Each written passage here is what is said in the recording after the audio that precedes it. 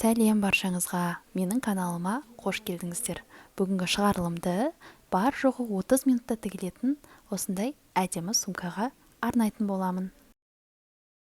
Сумканы тігу үшін бізге фетр матасы қажет болады. Мен екі қалыңдықта 2 мм және 1 мм фетр матасын қолдандым. 2 мм фетр матасын фукция светінде алып, сумканың основасын дайындау үшін қолдандым. 1 мм фетр матасын розовый түсте гүлді дайындау үшін қолдандым. Сумканың размерін 20-17 см етіп алдым. Дәл осында екі жағынан 2 штук қиып аламыз. Видеода көрсетілгенде размерде 2 ручкасын дайындаймыз. Сызып қойған жерге мән беріңіздер, олар тігу үшін керек. Бұл сумканың асты, видеодағыдай размермен аласыз. Алдымен сумкамыздың ручкасын дайындап аламыз. Ручканы ортасынан бүгіп, екі жағынан 4 сантиметрден қалдырып, ортасын тігіп аламыз. Тіккен кезде басы мен аяқ жағын қайырып тігуді ұмытпаңыз. Мінекей біздің ұстағышымыз дайын. Сызған жерімізден бастап тіктік және сол жерден тоқтадық. Осы дайын болған ручкамызды сызылған жерінен сумкамыздың екі жағына біріктіреміз, яғни сумкамыздың екі жақ бөлігіне X образды етіп тігіп аламыз. Тіккен кезде де қайрап тігуді ұмытпаңыз. Мінекей біздің сумкамыздың екі жағы да дайын болды. Енді осыны астына біріктіреміз.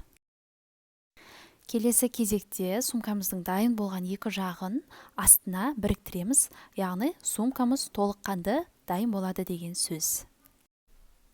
Сумканы тігуге мен мамамнан көмек сұрадым, себебі үйдегі чайка машинкасын мен тіге алмаймын. Сондықтан сумка тігуге мамам көмектесіп жатыр.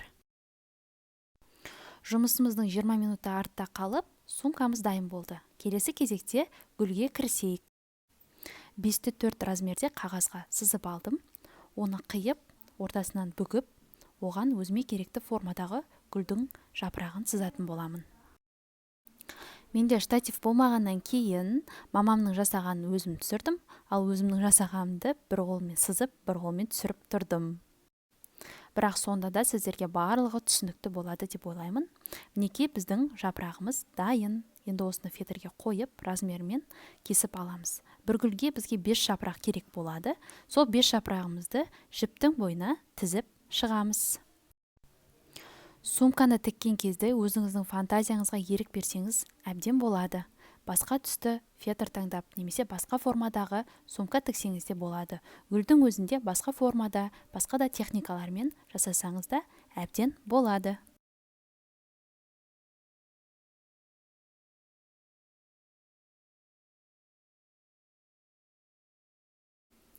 Тізілген жапырақтарымызды жіпті тарту арқылы бастарын біріктіріп, түзеймізде астын бекітеміз. Сонымен гүліміз дайын болады. Енді осы гүлдің ортасына қоятын әрлегіш дөңгелектерімді дайындаймын. Қағаз кесетін құралмен фетрдің қалған маталарынан дөңгелектер кесіп дайындап шығамын.